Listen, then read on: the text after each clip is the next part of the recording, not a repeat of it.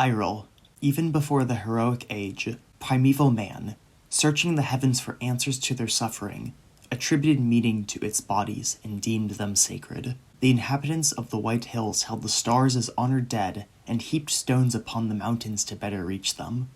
Far below, the Circaeans and others thought the sun and moon as their gods, giving them names which have scarcely survived to our modern age.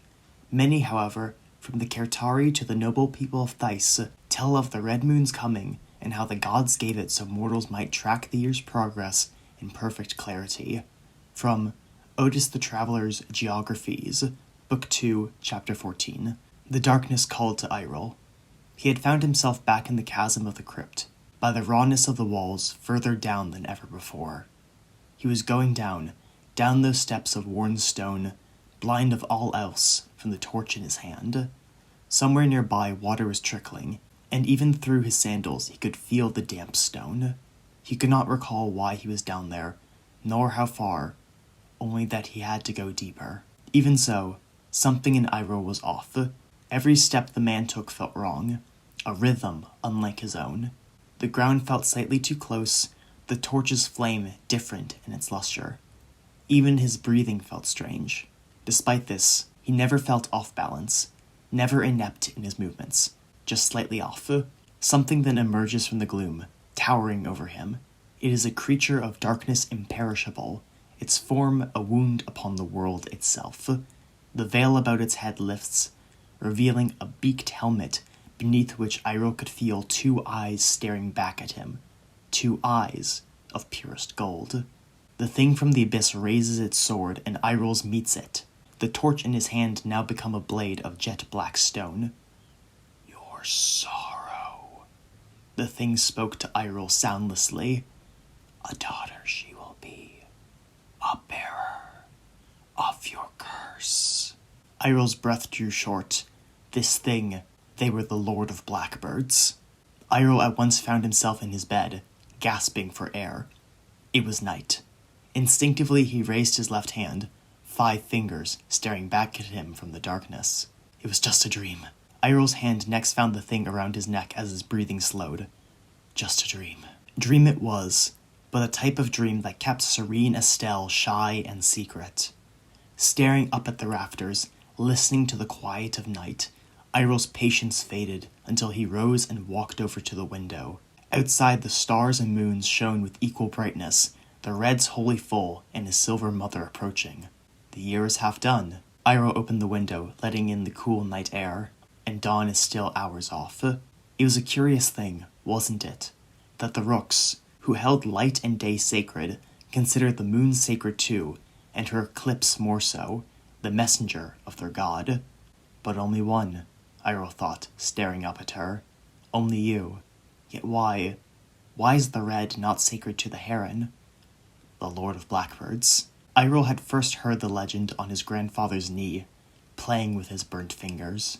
The once his grandfather and namesake Sir Aeril Argent had burned after sticking them into a fire at an early age. Try as he might, though, the legend itself eluded him, his mind instead flowing back to the Lord of Blackbird's monition.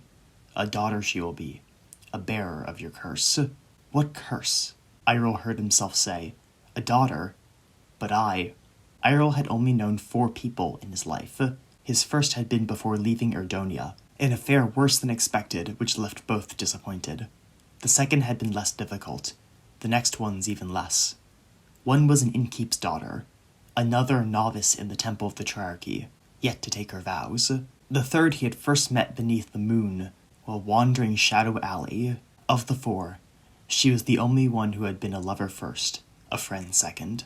The things they had whispered, under the stars, by the cliff's edge. None of them had conceived, though, not that he knew, let alone carried a daughter to term. He would have known, right?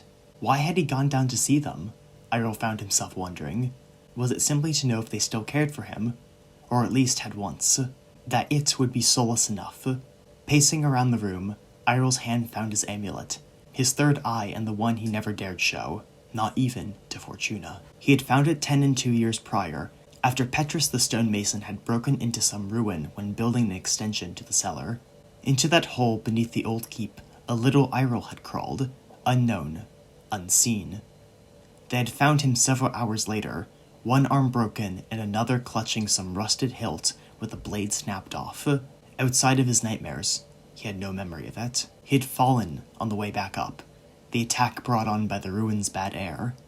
The next week he had fallen 3 more times.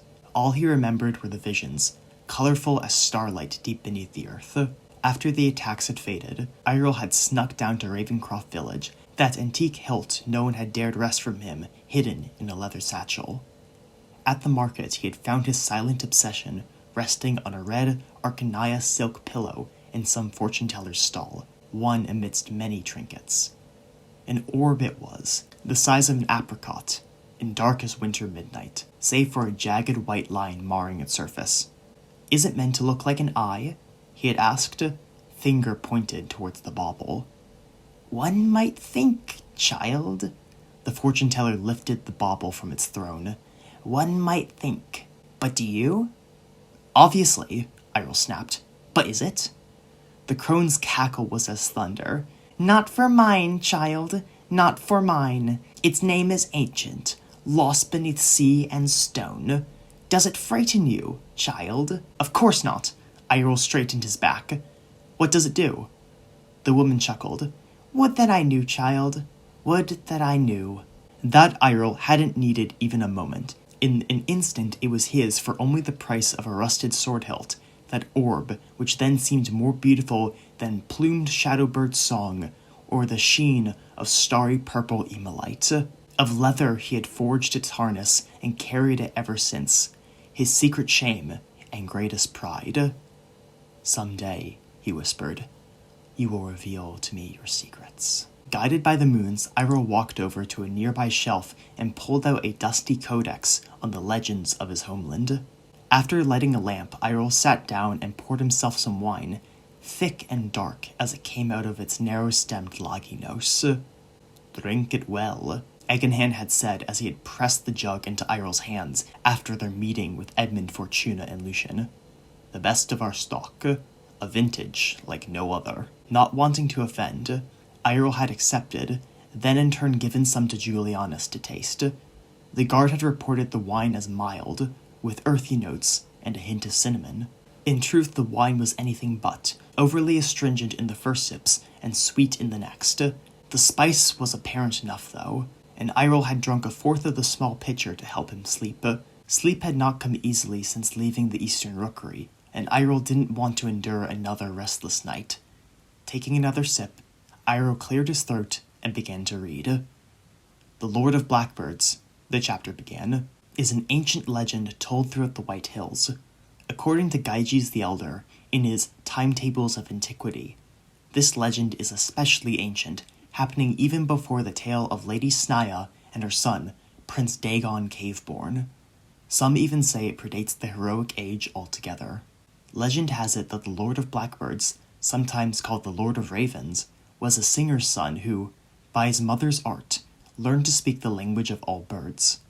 From his stone hut on the Black Peak, named for the grove of epingloam trees there, he grew jealous and resolved to build a ladder so tall it could bridge the gap between the heavens and the earth. To achieve this, he gathered 1,000 blackbirds to help him. Maybe some actually were, but the legend goes that most were actually sparrows he had told were once ravens, in turn painting them black to restore their supposedly lost color. When after many years he still had no ladder, the Lord of Blackbirds burned his home in a great conflagration, but not before lashing a woman to each of the hill's 100 epingloams. One of them, says the darker tellings, was his own sister.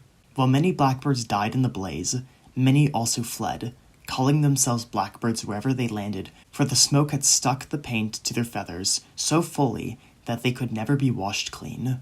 As for the Lord himself, he rode the smoke up to the heavens, only to crash into a deep chasm when it dissipated. There, deep beneath the earth, the Lord of Blackbirds still lurks, feeding on the flesh of young boys who go wandering where they shouldn't, until he is strong enough to try again. The codex then listed a variety of hills, tells, and glades said to be the supposed site of the Black Peak, followed by a number of other legends where the Lord of Blackbirds was also mentioned. In all of them he was a trickster, a half-burned corpse, who whispered promises of flesh, gold, and power, promises Aeril knew well. Before he knew it, the lamp had gone out and Aeril felt Dawn's rosy fingers tapping against his shoulder.